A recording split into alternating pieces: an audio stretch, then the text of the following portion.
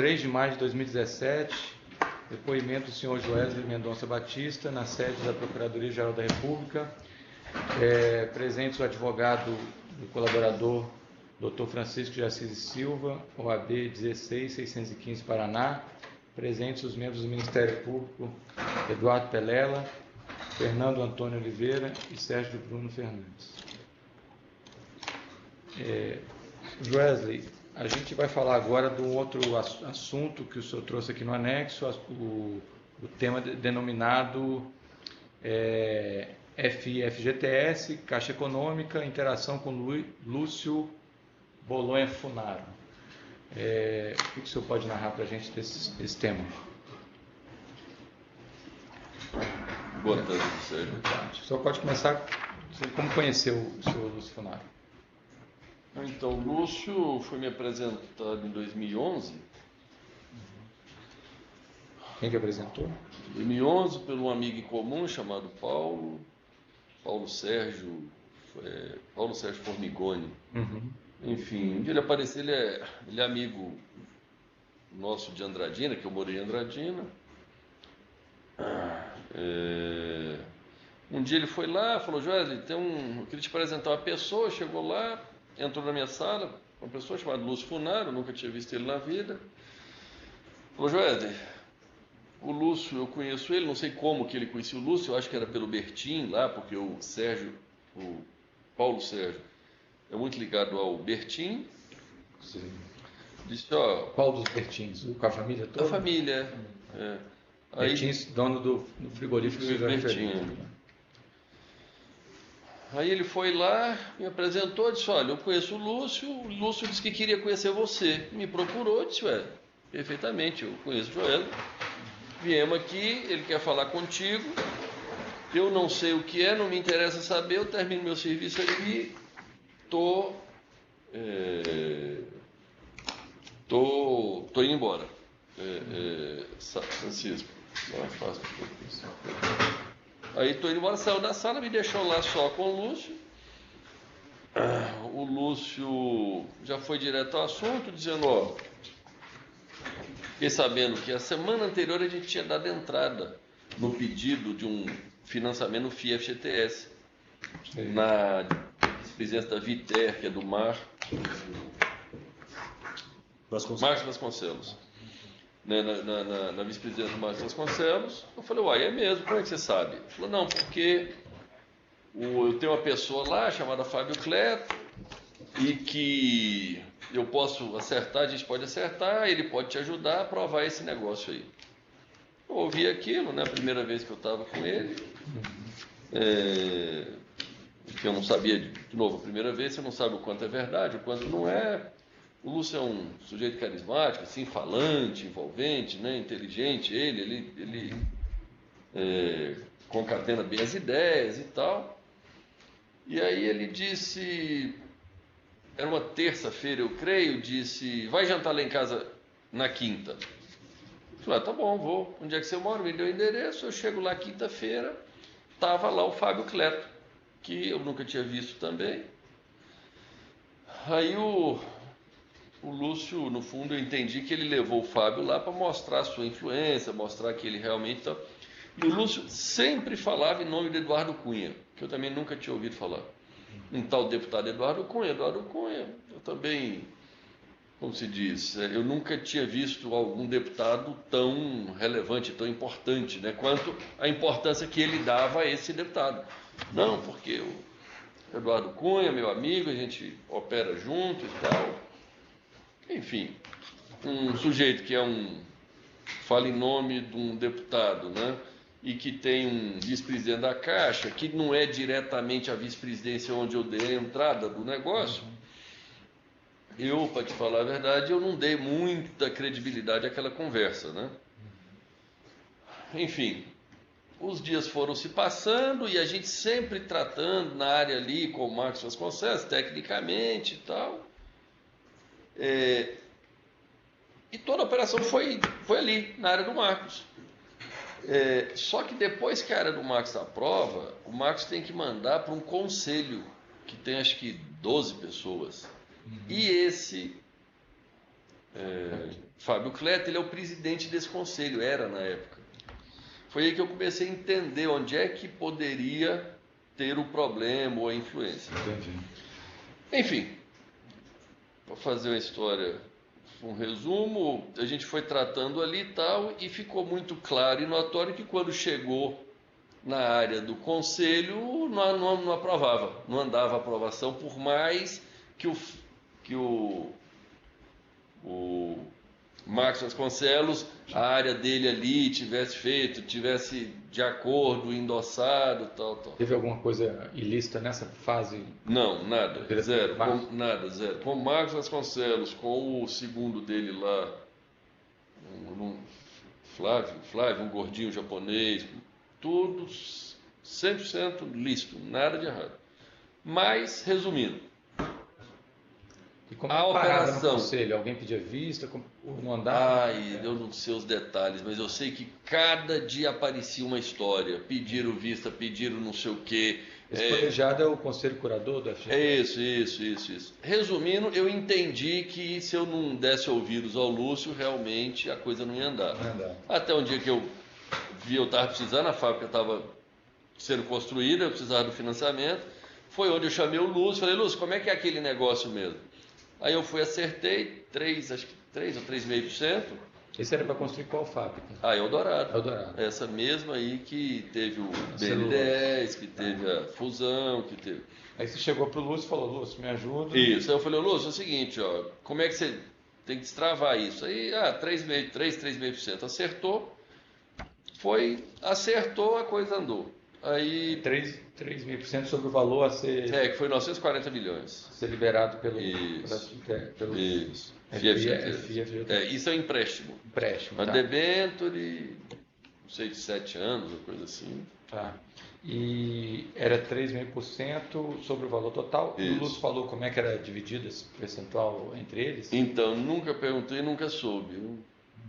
Mas ele deixava claro que tinha divisão? Claríssimo, que era em nome do Eduardo. Ele falava em nome do Eduardo, que eu não conhecia, vim conhecer bem mais agora em 2014. Estou falando isso aí em 2011. Ele falava em nome do Eduardo Cunha e falava de mais algum político, de algum... Não, ele sempre dizia Eduardo Cunha e Michel. Michel Temer, o atual presidente.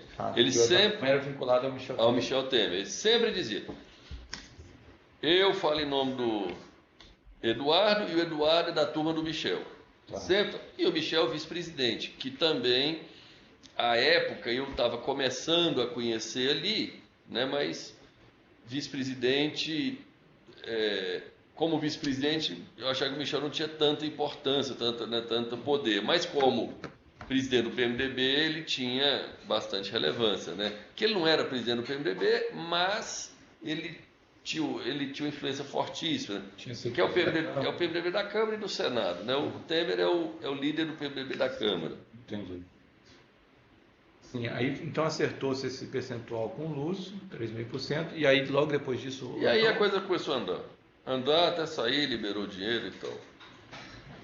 Como é que foi esse pagamento? Foram em parcelas mensais, quem pagou foi o Eldorado. Através de nota fria do Lúcio, que ele emitia, umas 2, 3 empresas que ele emitia nota dele, né? Não lembra? Viscaia, Carioca e tem uma outra. A gente também vai estar nos documentos. Os contratos já estão aí. Viscaia, agora Carioca Engenharia? Não. Carioca era sucessora da Viscaia. Uma começou antes, uma substituiu. O CNPJ é o mesmo. Oi? Royster. Essa aí também.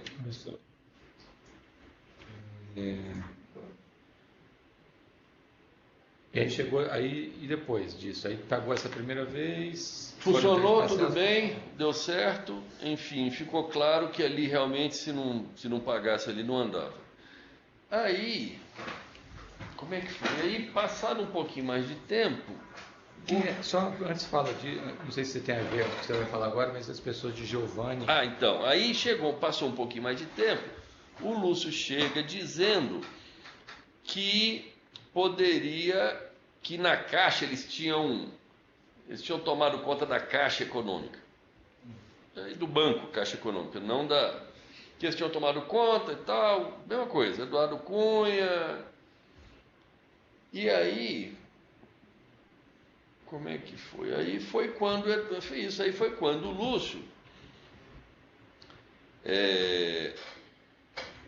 porque lá na Caixa a gente tinha operações com várias empresas, com a JBS, com a JIF, com a Eldorado, né, que é um banco comercial. Aí lá começou, eu acho que a gente propôs uma operação para a Caixa, pela Hold, eu acho, pela JIF, de 300. Tem nas planilhas, o Lúcio também tem uma planilha que a gente fez, um conta corrente, onde está lá todos os créditos, débitos, a gente vai fazer parte. A planilha está sendo anexada. Ou seja, então, além desse negócio primeiro da Eldorado, aí depois... Passou para a Caixa. Tá. Aí na Caixa ele passou a cobrar a mesma coisa, entre 3% e 3,5%. Mas no FGTS ele tinha o Fábio Cleto. Na Caixa, como é que era? Então, eu sempre... O Fábio Cleto era muito claro. Na Caixa, os nomes que eu ouvia era Giovanni, que eu nem conheço. Talvez eu conheça, talvez eu já tenha estado com ele numa reunião, mas se me apresentar eu não sei. O Desirê, que é esse eu já tive em reunião com ele, e ele dizia ter o Gedel. O Gedel, eu já conhecia ele de anos, eu conheço o Gedel de 20 anos atrás. Falando de Gedel Vieira Lima. Vieira Lima, isso, ex-deputado, ex-ministro. O Gedel Vieira Lima, eu falava para o Lúcio, falei, Lúcio, o Gedel, eu não preciso que você me ajude em nada com o Gedel, porque o Gedel eu conheci ele há 20 anos, ele fornece boi para nós, para os frigoríficos nossos lá na Bahia e tal. Enfim, ele tentou me vender os três, né? Falar do Gedel, e cada um ocupava uma vice-presidência diferente, uma diretoria diferente. Eu falei, com o Gedel eu não preciso de nada de você com o Gedel. O Gedel eu conheço ele e tal, enfim. E nunca dei propina diretamente para o Gedel, nunca nada. Eu fiz doação de 2 milhões para ele oficial. O Giovanni e esse Desirê os dois que aí eu não conheço. Desirê ou Desirê? Escreve Desirê, mas eles falam Desirê. Tá. Enfim, ele sempre falava o nome desses dois aí, que eram as pessoas que ele... Certo é que todas as operações que eu mandava lá, se eu pagasse, andava. Se eu não pagasse, não andava. Isso fora a JBS, tá? A JBS, ele quis me cobrar, aí eu disse, olha, Lúcio, aí não, aí vai ser extorsão, porque a JBS é uma empresa imensa, não é possível que você vai deliberadamente me atrapalhar, né? Vamos dizer, um negócio que funcione, que anda e tudo. Aí ele porque a JBS é uma empresa tão grande que eu acho que ele não conseguiria impedir o negócio, entendeu? Vamos dizer, seria muito, muito estranho ele conseguir, junto com a turma dele lá, bloquear. As outras empresas não, já teria argumento, porque a JIF é uma hold, as outras são empresas menores, né? A própria Eldorado é uma empresa iniciando, não é uma empresa que tem tanto crédito. Sempre fica mais assim, o crédito pode, não pode, né? Tá, e você falou que o Lúcio se colocava como representante do Eduardo Cunha, mas você tratava com o Eduardo Cunha também, diretamente? Então, eu não, eu tratava só com o Lúcio até de 2011 a 2013 era só com o Lúcio. De 2013 foi quando eu conheci o Eduardo, até numa situação lá no Ministério da Agricultura. Foi quando eles encamparam o Ministério da Agricultura. Tá.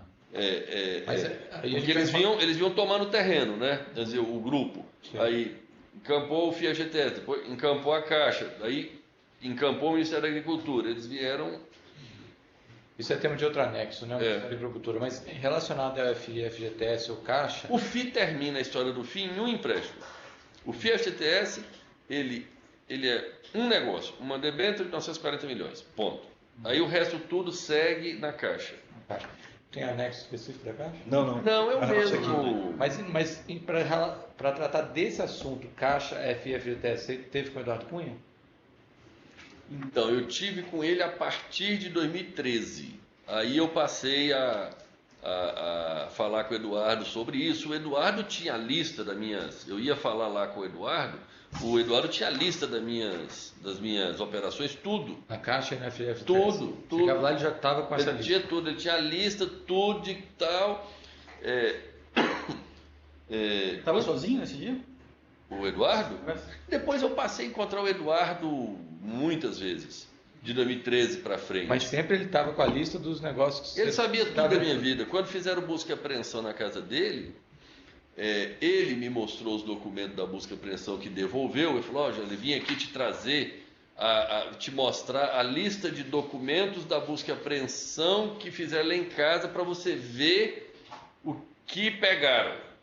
Eu não entendi por que ele fez aquilo, mas eu sei que eu fui folheando, tinha lá o contrato social da holding nossa, não sei o que aquilo estava fazendo na casa dele, tinha a lista, um papel em branco com a lista de operações, não só nossa, mas de outras empresas, isso está na busca e apreensão.